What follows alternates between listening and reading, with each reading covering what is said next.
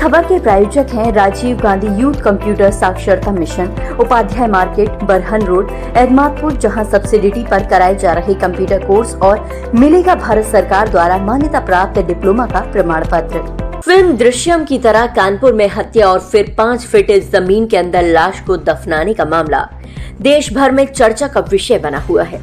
आपको जानकर हैरानी होगी कि उस फिल्म में अभिनेता ने भी एक सरकारी कंपाउंड में लाश को दफन किया था, तो कानपुर में हुई इस घटना में भी लाश को सरकारी कंपाउंड में ही दफन किया गया।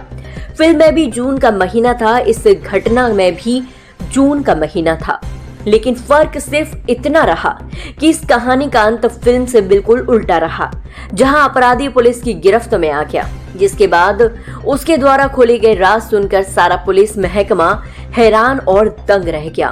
दरअसल कानपुर में जिम ट्रेनर ने 4 महीने पहले कानपुर के ही एक कारोबारी की पत्नी को किडनैप किया, जिसके बाद अपने दोस्त की कार में उसकी बेदर्दी से हत्या कर दी। हत्या के बाद आरोपी हत्यारे जिम ट्रेनर ने शव को हाई सिक्योरिटी वाले कानपुर जिलाधिकारी आवास कैंपस में दफन किया, जिसका खुलासा शनिवार को आरोपी जिम ट्रेनर विमल सोनी ने पुलिस गिरफ्तारी के बाद हुई पुलिसियाई पूछताछ में किया। आरोपी ने पुलिस को बताया कि उसने 4 माह पूर्व 24 जून को ही उसकी हत्या कर दी थी। शव को डीएम आवास परिसर में दफना दिया है। आरोपी के कबूलनामे के बाद पुलिस रात में ही जिलाधिकारी आवास परिसर पहुंच गई। इस दौरान पुलिस ने चारों तरफ से डीएम आवास कैंपस को सील कर दिया। आरोपी की निशानदेही पर मेन गेट के पास खुदाई कराई गई तो महिला का कंकाल बन चुका शव बरामद हुआ, जिसके बाद मृतक महिला के पति राहुल गुप्ता ने शव की शिनाख्त कर पत्नी का शव होने की पुष्टि की। आरोपी जिम ट्रेनर ने पुलिस को बताया कि हत्या से पहले उसने कई बार फिल्म दृश्यम देखी थी।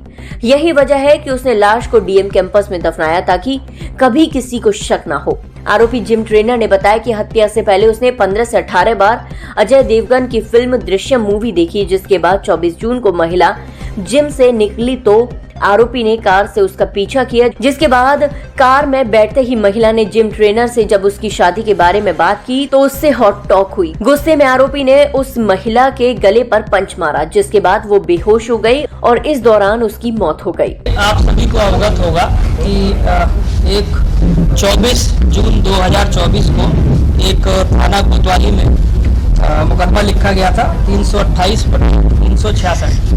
एक महिला जिनका नाम एकता गुप्ता था, जो ग्रीन पार्क के जो जिम सेंटर था वहाँ पे जिम करती थी, वो लापता हो गई थी। परिवार वालों ने, जो उनके पति थे राहुल गुप्ता, उन्होंने अभियोग पंजीकृत कराया था, जिसमें उन्होंने एक व्यक्ति जिसका नाम विमल सोनी है, जो जिम ट्रेनर था ग्रीन पार्क के स्टेडियम का जो जिम है उसमें, उसके विरुद्ध लिखवाया गया था। तो इसकी तफ्तीश हम लोग कर रहे थे। उस समय भी जो है वो हम लोगों ने सीसीटीवी देखे थे और उसी दिन से 24 तारीख की घटना है। 24 तारीख से ही जो है वो डीसीपी पूर्वी अपनी टीम के साथ इसको जो है वो चेस कर रहे थे।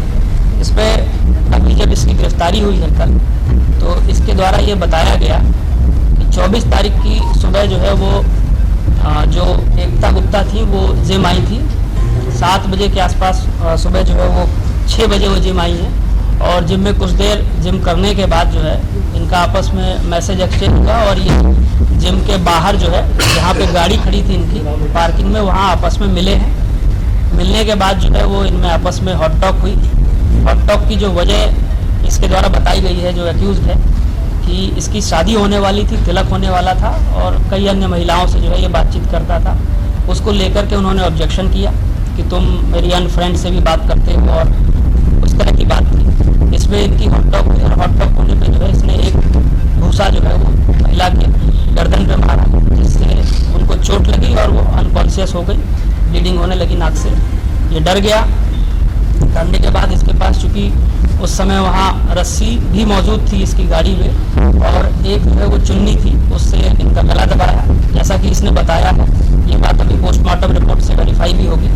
और उसके बाद जो है वो पीछे की सीट को तोड़ करके उसमें जो है वो डेड बॉडी को रखा और रख करके जो है ये वहाँ से होता हुआ और सरसैया घाट की तरफ से होता हुआ जो ये ऑफिसर्स कॉलोनी है, जो डीएम साहब के आवास के जो है पास में है, उस ऑफिसर्स कॉलोनी में एक क्लब है जहाँ पे ये पूर्व में जिम का काम करता था और वहाँ उसका आना जाना था। उसकी चाबी भी जो है संभवतः कभी कभी इसके पास रहती थी। उसमें जो गेट लगा हुआ है सामने का, उस गेट को खोला और गाड़ी को अंदर लिया और अंदर ले जा करके फिर इसने वहाँ डेड बॉडी को गड्ढा खोद करके गाड़ने के बाद जो है ये वापस वहाँ से गया। लगभग जो है वो 8:50 पे इसकी दोबारा जो लोकेशन है वो मरी कंपनी पुल पे देखी गई और दोपहर के आसपास से दोबारा वहाँ पे आया। उसका भी सीसीटीवी फुटेज हमारे पास है। इस पूरे प्रकरण का सीसीटीवी फुटेज हमें मिला है जिसमें ये गाड़ी से जाता हुआ दिख रहा है। चूँकि पीछे की सीट को जो है इसने तोड़ दिया था, इसलिए कोई व्यक्ति बैठा उस गाड़ी में इसके अलावा दिख नहीं रहा था। दोबारा ये गया है और मिट्टी इसने डाली है और डालने के बाद जो है ये वापस आया है। फिर ये बारात की तरफ गया है। हो सकता है सुसाइड करने का इसका मन हुआ हो, बट इसने जो है वो वापस बारात से आ करके और फिर ये एक बस स्टैंड की भी हमारे पास जो है वो क्लिपिंग आई थी जिसमें ये टिकट कहीं का करा रहा था और उसके बाद ये वहाँ से भाग गया है। इस पूरे प्रकरण में जो है वो हम लोग इसको चेस कर रहे थे। कई जगह हमारी टीमें गई, हमारी टीमें जो है वो पंजाब भी गई, हमारी टीमें दिल्ली भी गई, ग्वालियर भी गई और बहुत स्थानों पे गई जहाँ जहाँ हमको मैनुअल इनपुट मिला। क्योंकि इसने फ़ोन बंद कर दिया था, फ़ोन यूज़ नहीं कर रहा था, फ़ोन की लोकेशन ट्रेस नहीं हो रही थी, परंतु हम लोग इस पर नज़र रखे हुए थे।